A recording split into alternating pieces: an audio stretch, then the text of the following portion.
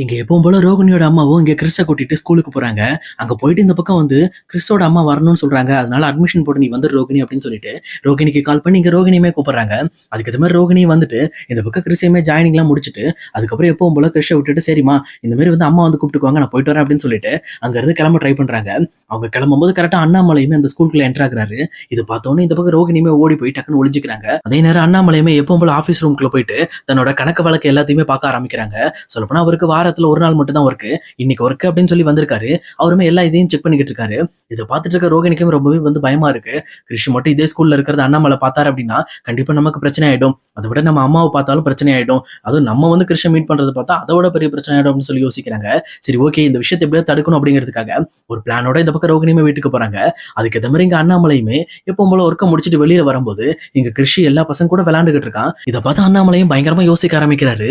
உண்மையை சொல்ல போனா எதுக்காக இந்த மாதிரி கிறிஸ் இங்க இருக்கான், உண்மையை சொல்ல போனா அவங்க ஊரை விட்டு காலி பண்ணிட்டாங்கன்னு முத்து சொன்னானே, ஒருவேளை இதெல்லாம் பொய்யா இருக்குமோ அப்படின்னு சொல்லி யோசிச்சுட்டு இருக்காங்க.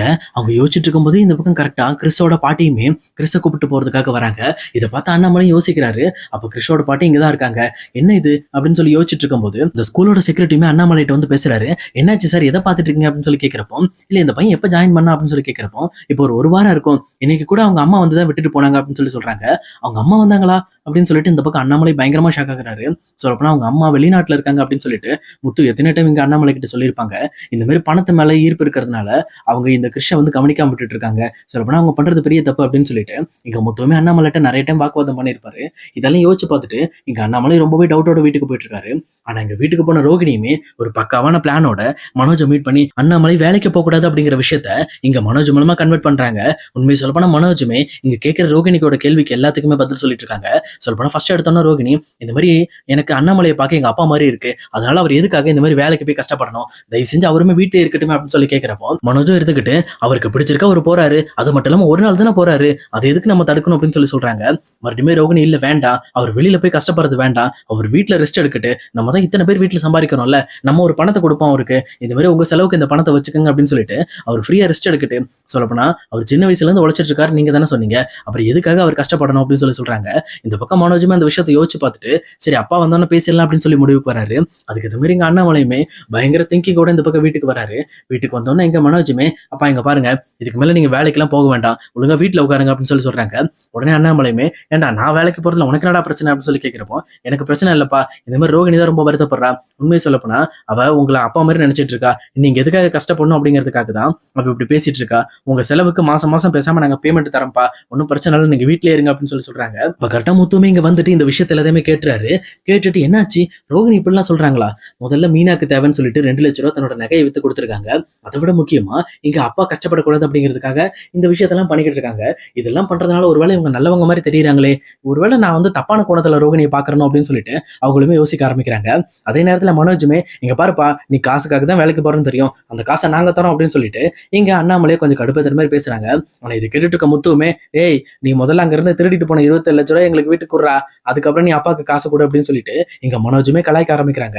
அதே நேரத்துல ரோகிணியை பார்த்து ஆமா ரோகிணி நீங்க இப்படி யோசிக்கிற ஆள்லாம் கிடையாது, என்னாச்சு திடீர்னு நீங்க ரொம்ப வந்து எல்லார் மேலயும் பாசம் கொட்டுறீங்க, இதெல்லாம் பாக்குறப்ப எனக்கே ஆச்சரியமா இருக்கு அப்படின்னு சொல்லி கேட்கறாங்க. இது கெட்ட ரோகிணியுமே எப்பவுமே எனக்கு இங்க வீட்டுல இருக்க எல்லார் மேலயும் பாசம் இருக்கு, நான் அதை வெளிக்காட்டிக்கிறது இல்லை அப்படின்னு சொல்லிட்டு ஒரு ஆக்டிங்க போட்டுட்டு அங்க இருந்து கிளம்புறாங்க.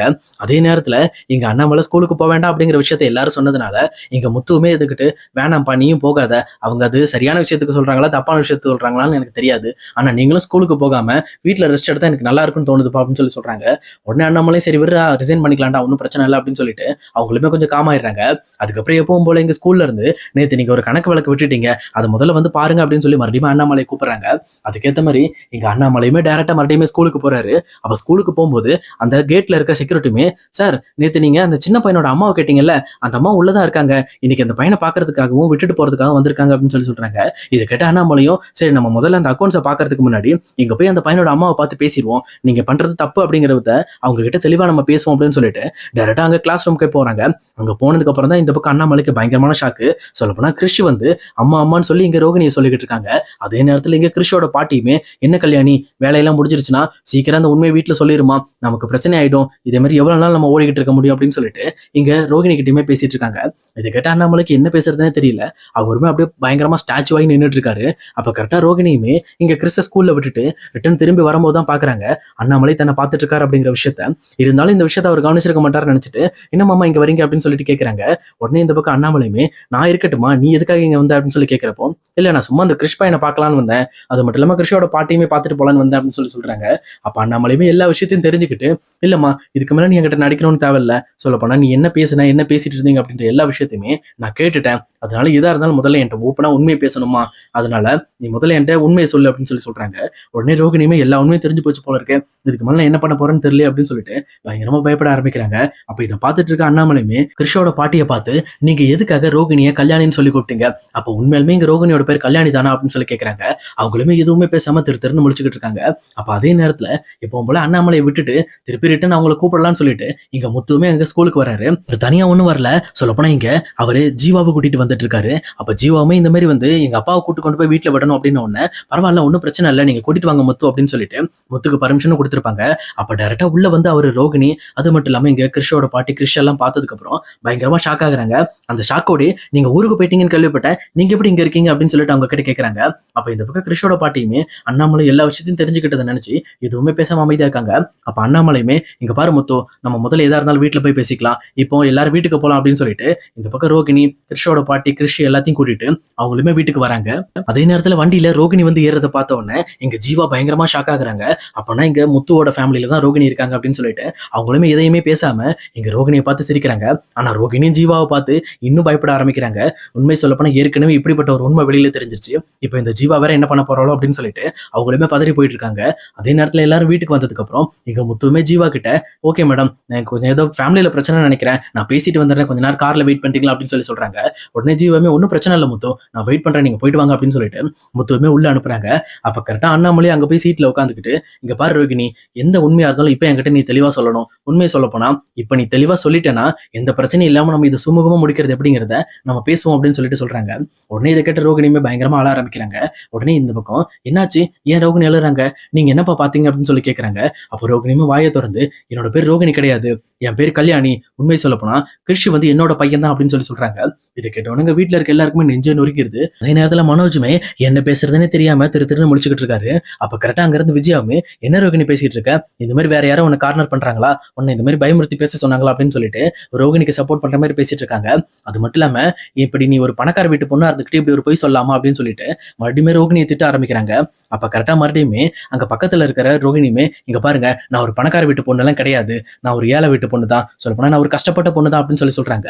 அப்ப விஜயாவுமே, அப்படி நீ ஒரு கஷ்டப்பட்ட பொண்ணா இருந்தா எப்படி உங்ககிட்ட 27 லட்சம் வந்துச்சு, சொல்ல போனா உங்க அப்பா எதுக்காக உனக்கு பணத்தை அனுப்பிச்சு இந்த மாதிரி வந்து நம்ம மனோஜுக்கு பிசினஸ் ஆரம்பிச்சு கொடுத்தாரு அப்படின்னு சொல்லி சொல்றாங்க.